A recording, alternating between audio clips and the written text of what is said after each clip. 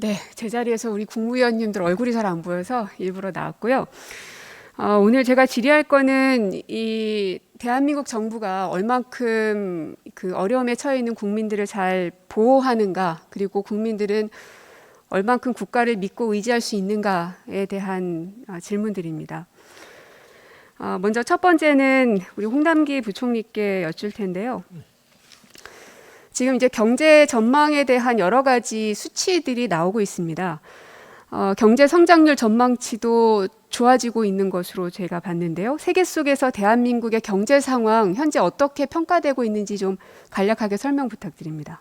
예, 뭐 두 가지 측면에서 작년 경제하고 올해 경제를 비교할 수 있겠는데요. 작년도에는 코로나 팬데믹 때문에 뭐 글로벌 경제 전체가 침체가 있었고 선진국이나 저희도 마찬가지로 타격이 있었습니다.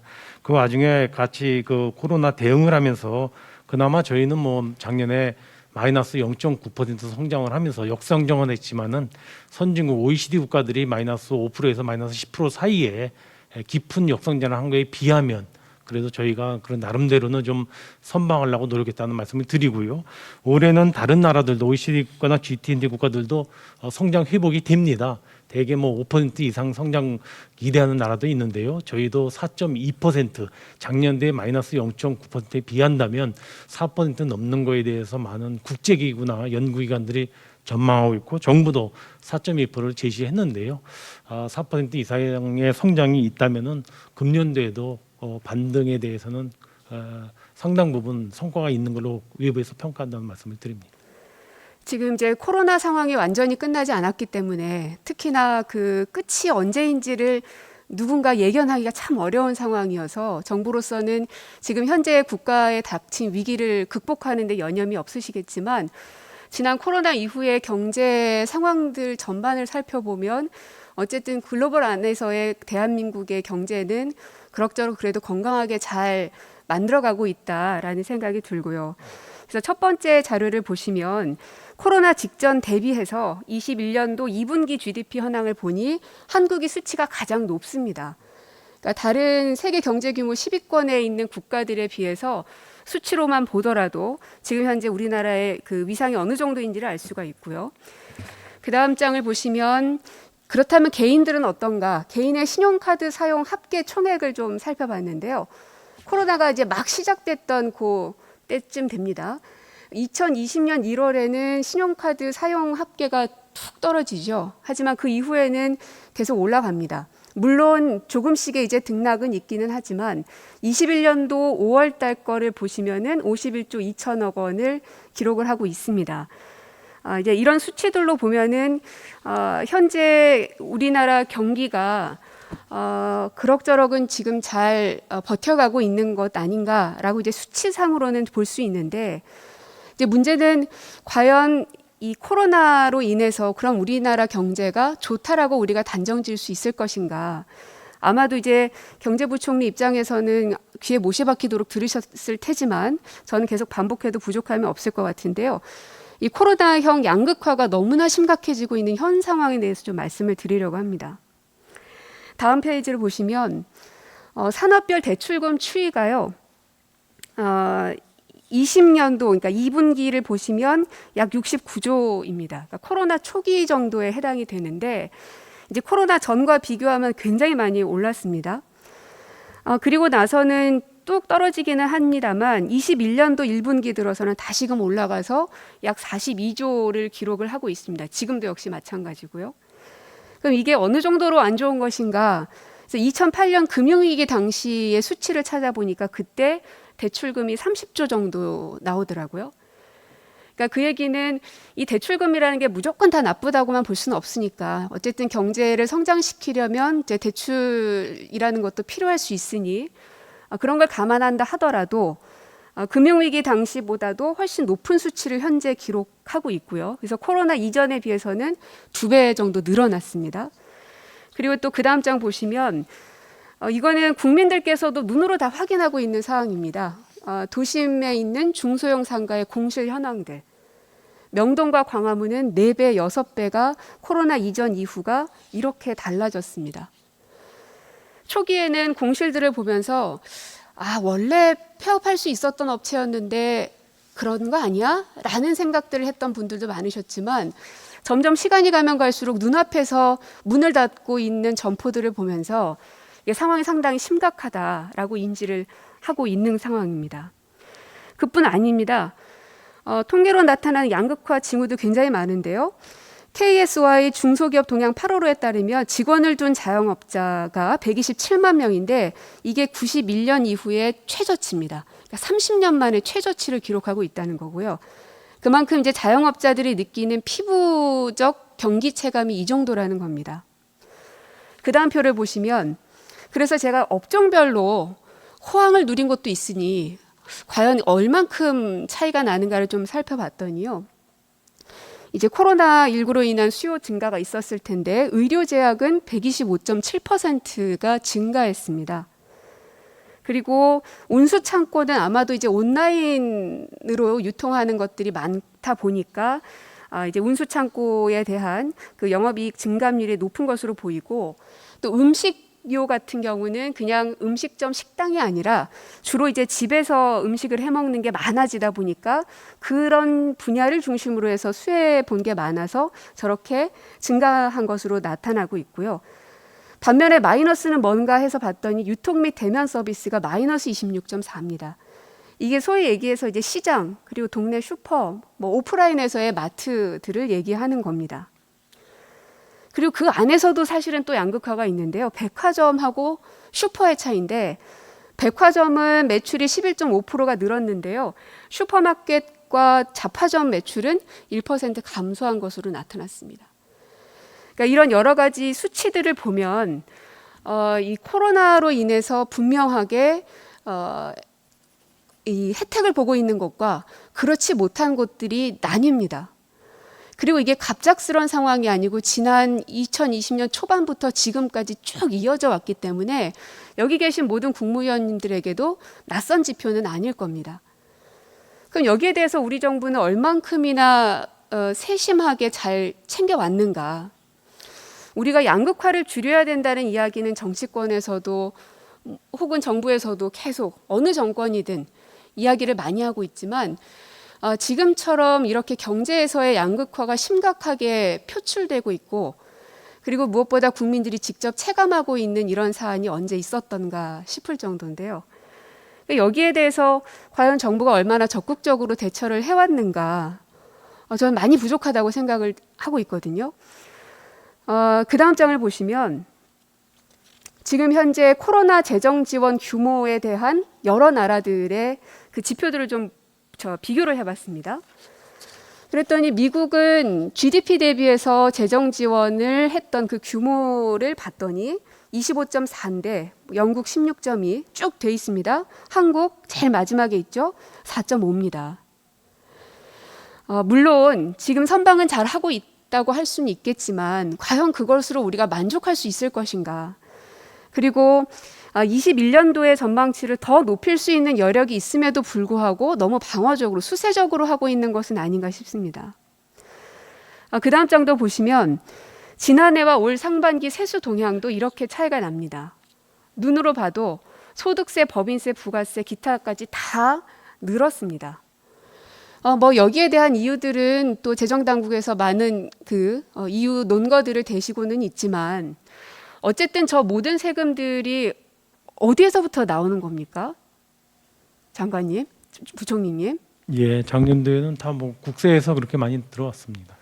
결국 이제 국민들의 주머니에서 나오는 돈들 아니겠습니까? 그렇기 때문에 내가 낸 세금이 과연 내가 정말 어려웠을 때 보호해 줄 수 있을 것인가, 도와줄 수 있을 것인가, 거기에 대한 기대치가 높은 상황이거든요.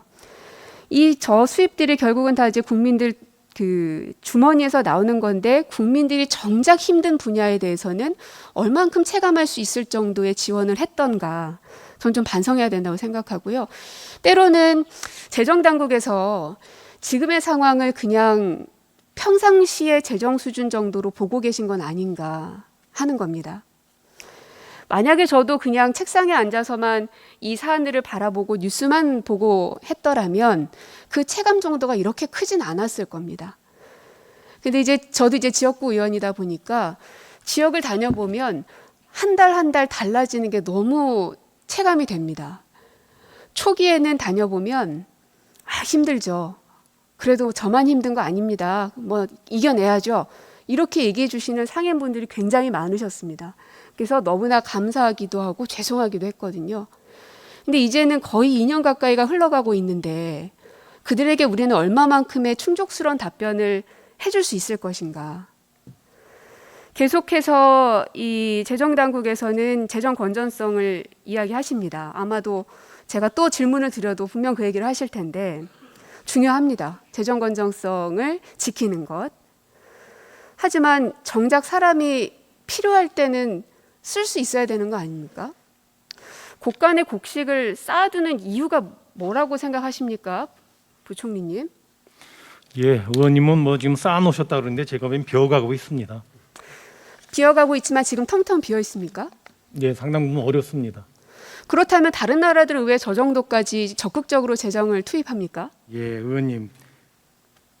그거는 그 나라의 여건과 상황이 다르고요. 저희는 지금 의원님이 재정만 평가를 하셨는데 재정과 금융 지원을 다 포함한 걸로 보면 저희 나라도 GDP 대비 13%입니다. 재정 하나만 가지고 이제 말씀하시니까 그런 거고요. 사실은 그 나라의 여건이 여러 가지도 있지만 확진자 숫자만 하더라도 인구 10만 명당 우리는 500명이 안 되거든요. 미국은 1000만 명입니다. 영국 10,000명입니다. 프랑스 10,000명입니다. 그 나라는 그만큼 코로나의 타격이 저희보다 워낙 더 커서 또 재정이나 금융이 또 지원 규모가 또 더 클 수밖에 없는 거거든요. 그걸 수평적으로. 그러면 지금 재정당국에서 하고 있는 특히나 이제 소상공인 자영업자들에게 가고 있는 희망회복자금 여기에 대해서 또 기대하는 바가 많은데 거기에 대해서 충분하다고 보십니까? 제가 누님 말씀을 소상공인과 자영업자분들의 고통과 타격을 저는 뭐 그 타격에 비한다면 정부의 지원이 만족스럽지 않다라고 저도 생각을 합니다. 그분들에게 만족스럽게 지원을 못 드리지만 정부가 재정을 작년도에도 추경 저희가 4번을 했고 올해도 2번 했지 않습니까? 올해도 의원님 아까 지적했던 세수를 한 5조 동안 더 들어와서 그대로 2차 추경으로 저희가 그대로 활용해서 지원해 드렸거든요. 이 한 6차례에 걸친 추경을 하는 등 정부도 나름대로는 이제 지원하려고 최대한 노력을 해왔는데요. 의원님 말씀하신 것처럼 뭐 이렇게 곳간에 무슨 뭐 돈을 쌓으면서 지원 안 하는 것처럼 평가하는 거는 지금까지 했던 모든 것들을 부인하는 건 아닙니다. 그러니까 지금까지 우리나라의 거시경제가 건강하다고 평가받을 수 있었던 데에는 아마 그 운용을 열심히 해주셨던 역할이 있었기 때문이라고 생각은 합니다만 지금 현재 상황에서는 사람들이 아우성치고 있는데 여기에 대해서 얼마만큼 우리가 이 정말 타겟을 정확하게 잡고서 지원하고 있는가에 대해서 여쭙는 건데 이번에 제가 중기부 장관께 여쭙겠는데요. 지금 4차까지 소상공인 피해 보상안이 지급이 되고 이제 이번 4차는 곧 시행이 될 건데 시기와 대상 금액이 지금 다 제각각이죠.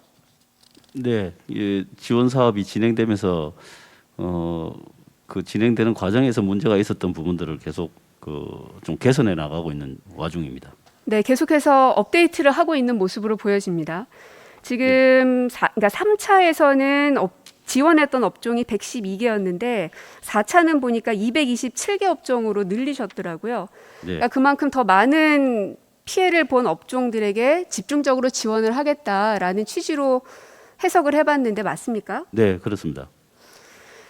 그런데 이제 업종별로 보다 보면은요, 아마도 이제 글쎄요, 이것까지 다 살펴보지 못해서 이런 문제가 생겼는지는 모르겠지만 저로서는 좀 이해되지 않는 게 하나 있어서 말씀드립니다. 다음 장 보시면요. 여자용 겉옷 소매업이 있는데요. 이거는 구분이 일반 업종으로 돼서 지원 대상이 아닙니다. 셔츠 및 블라우스 소매업은 경영 위기 업종이어서 지원에 해당이 됩니다. 뭐가 다릅니까?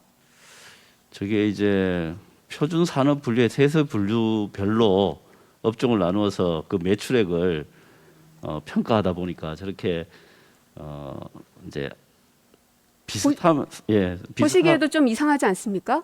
하나의 옷가게에서 여자용 겉옷과 셔츠 및 블라우스를 따로 팝니까? 자, 그리고 여자용 겉옷은 지원 여부에 안 들어가는데 남자용 겉옷은 또 들어갑니다.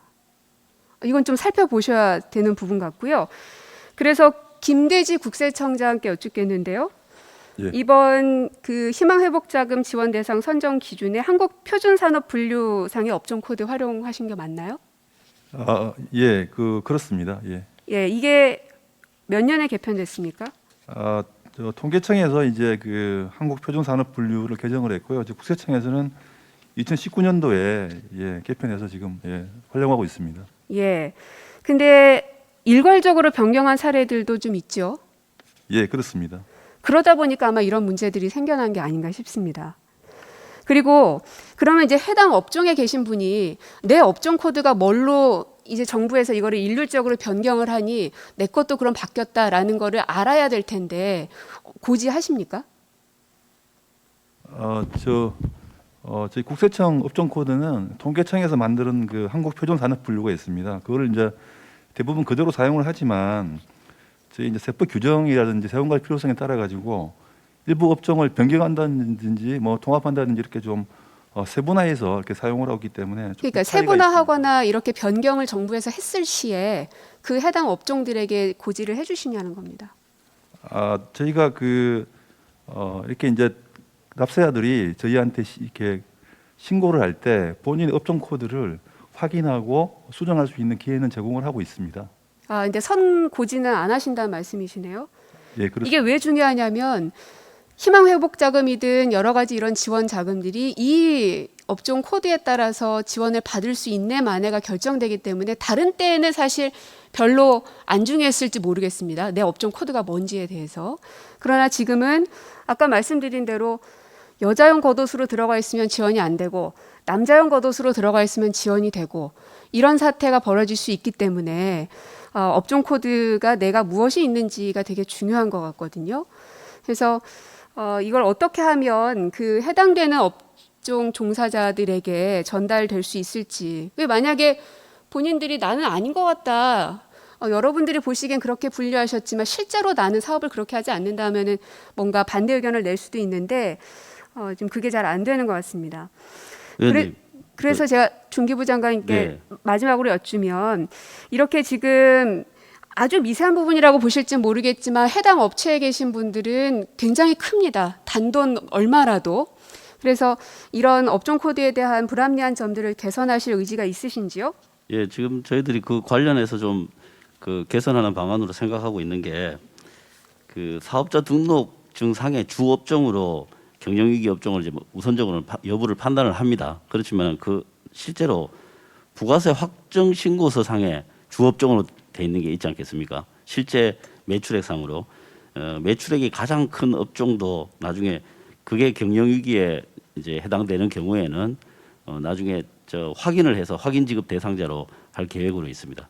그럼 나중에 고칠 수 있다는 얘기십니까? 예, 그 부가세 확정 신고서상 주 업종이라고 판정되면 그게 경영위기 업종에 해당될 경우에는 신청이 가능하도록 할 예정입니다. 그러니까 애프터 서비스는 할 수 있다라는 말씀이신 그렇습니다. 건데 예. 지금 저렇게 제가 이제 문제 지적을 하였으니 저기에 네. 대해서 어떻게 개선을 하실지에 대해서 네. 저희 방으로 따로 좀 답변을 주시면 좋겠고요.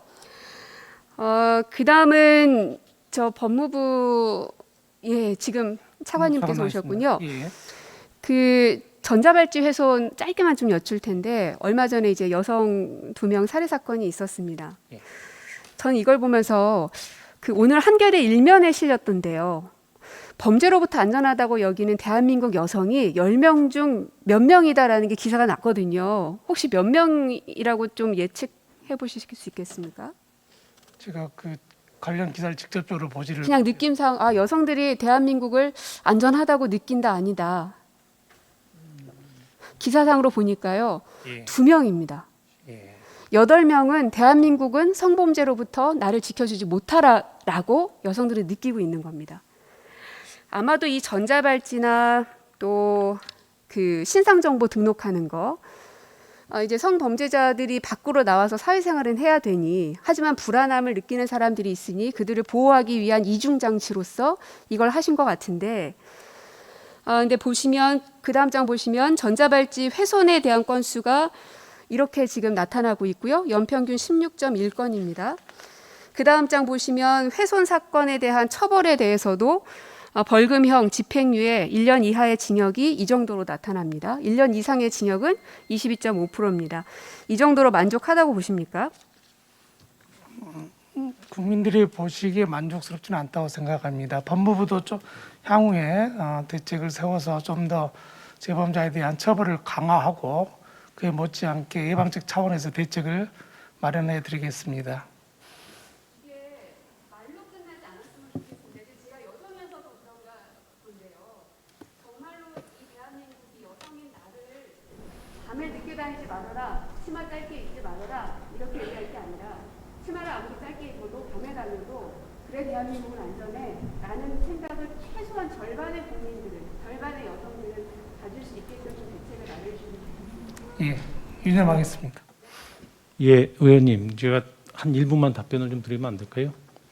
의원님 아까 표에 여성 겉옷 소매업하고 남성 겉옷 소매업 말씀을 주셨는데요. 이건 좀 오해 소지가 있을 것 같아서 제가 말씀을 드리면 이제 소매업 중에 매출이 10%가 기준입니다. 10%보다 더 마이너스 10% 이상 됐으면은 경영위기 업종으로 지정해서 희망회복 자금을 드렸고요. 마이너스 10%가 안 되는 데는 이제 대상이 아니었는데 아마 여성용 겉옷 소매업은 마이너스 10%가 안 됐기 때문에 저는 안 된 것 같고요. 생각한데 남성은 된 것 같고요. 그래서 기준이 남성 여성 기준은 아니고요. 마이너스 10% 여부인데 아마 여성 남성 옷을 같이 팔면서 주업종 신고한 것 때문에 피해를 본 소매업이 있을 수 있겠습니다. 그거는 제가 중기배제부 장관님하고 상의해서 어떤 그 해당 소매업자가 유리한 방향으로 저희가 해석해서 지원해드림 필요하면 지원해드리도록 그렇게 하겠습니다.